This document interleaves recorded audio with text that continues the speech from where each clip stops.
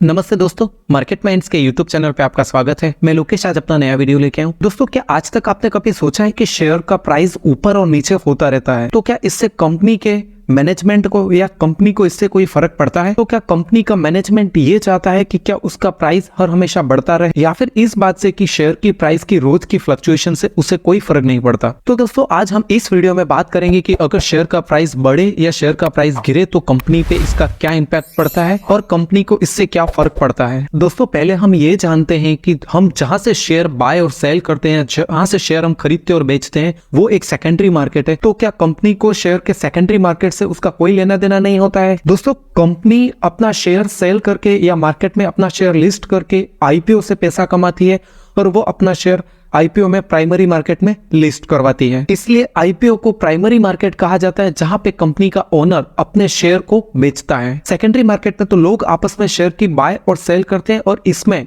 Company का कोई involvement नहीं होता है। लेट्स से एक एग्जांपल से हम समझते हैं कि कोई कंपनी 100 रुपए के प्राइस पे अपना एक आईपीओ लाई, मार्केट में लिस्ट होने के बाद कंपनी का प्राइस 200 रुपए हो गया। तो क्या इससे कंपनी को इसका फायदा या इसका नुकसान होगा? ऐसा नहीं है। कंपनी ने अपने शेयर को लिस्ट करवा दिया है, उसने अपने शेयर को 100 रुपए की प्राइस पे बेच दिया है। अब इसके बाद उसका जो लिस्टिंग गेन उस कंपनी को हुआ है, उससे कंपनी को कोई फायदा या कंपनी को नुकसान नहीं होगा। उसने तो अपना शेयर प्राइमरी मार्केट में पहली बार में 100 रुपए की कॉस्ट पे बेच दिया है। इसके बाद कंपनी का शेयर चाहे ऊपर जाए चाहे नीचे गिरे, इससे कंपनी को कोई फर्क नहीं पड़ेगा। इसका मतलब कंपनी ये नहीं चाहती कि उसका प्राइस बढ़े, नहीं।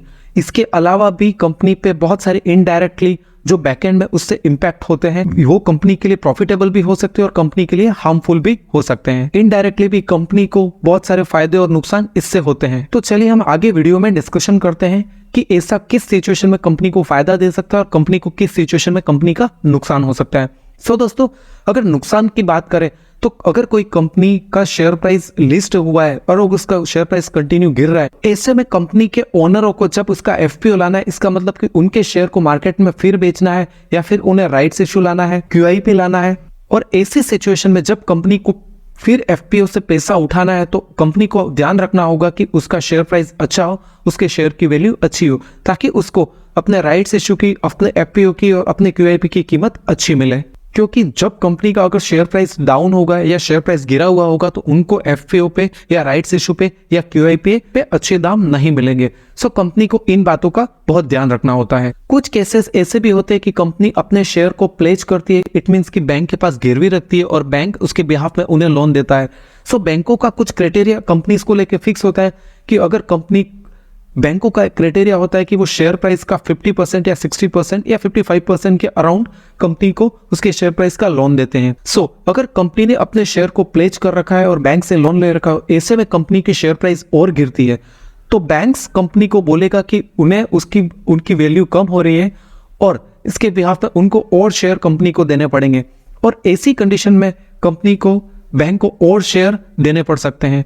सो ऐसी सिचुएशन में अगर कंपनी को बैंक से पैसा लेना है या लोन लेना है, और ऐसी सिचुएशन से निपटने के लिए भी कंपनी के अपने शेयर प्राइस की वैल्यू अच्छी होनी बहुत आवश्यक है। और जब ऐसी सिचुएशन में कंपनी अगर शेयर बैंक्स को नहीं देती है उसके प्लेज की वैल्यू कम होने पे, तो बैंक उसके स्टेक को बेच सकता है और ऐसे में कंपनी डूब भी सकती है या कंपनी दिवालिया हो सकती है। इन बातों को ध्यान में रखने के लिए और ऐसी सिचुएशन में जब कंपनी का शेयर प्लेज हो और कंपनी ने बैंक से लोन ले रखा है या बैंक के पास प्लेज कर रखा है, बैंक के पास गिरवी दे रखा है, तो कंपनी का अगर शेयर प्राइस जब गिरती है तो कंपनी के मैनेजमेंट पे बहुत ज्यादा प्रेशर होता है कि उनकी शेयर प्राइस स्टेबल रहे या उनका शेयर बढ़े। और अब आगे हम बात करते हैं कि कंपनी को फायदा कब हो सकता है। सो जब भी कंपनी की प्राइस गिर रही है और कंपनी के ओनर्स पे उनके कोई शेयर प्लेज नहीं है या फिर उन पे कोई डेट नहीं है या उन्होंने कोई लोन नहीं ले रखा है और उनके शेयर की प्राइस गिर रही है और कंपनी के ओनर को लगे कि उनकी शेयर की प्राइस, अभी उनका प्राइस फेयर वैल्यू पे चल रहा है या अंडर वैल्यू चल रहा है, और ऐसे में अगर कंपनी के पास, ऐसे में कंपनी के ऊपर कोई कर्जा नहीं है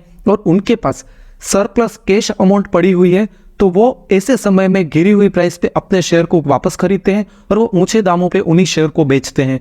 सो इस सिचुएशन में कंपनी को फायदा होता है, क्योंकि मार्केट में जब भी शेयर की प्राइस हाई पे जाएगी या मार्केट ऊपर वापस जाएंगे, ऐसे समय पे वो अपने शेयर को बेचते हैं और इससे वो प्रॉफिट गेन कर सकते हैं। और इसी से आप समझ सकते हैं कि जब मार्केट हाई पे हो तो बहुत सारी कंपनीज अपने आईपीओ लाती हैं और जब मार्केट की ताकि उनको एक अच्छा लिस्टिंग गेन मिल सके, उनको एक अच्छा फेयर प्राइस का पैसा मिल सके।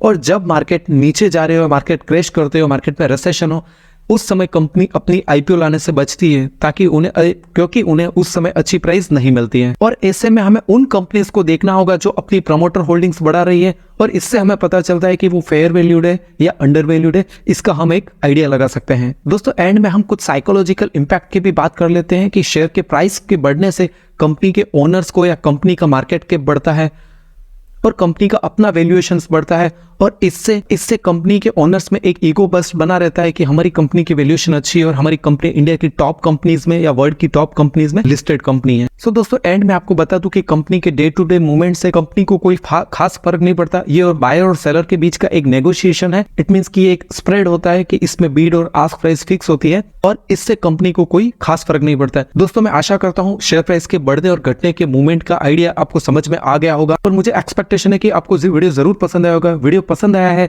तो लाइक एंड शेयर जरूर करें, और अगर आपने अभी तक मार्केट माइंड्स के यूट्यूब चैनल को सब्सक्राइब नहीं किया है तो आप यूट्यूब चैनल को सब्सक्राइब जरूर कर लें ताकि इसी तरह की इंफॉर्मेटिव जानकारी आपको मिलती रहे। धन्यवाद साथियों, जय हिंद।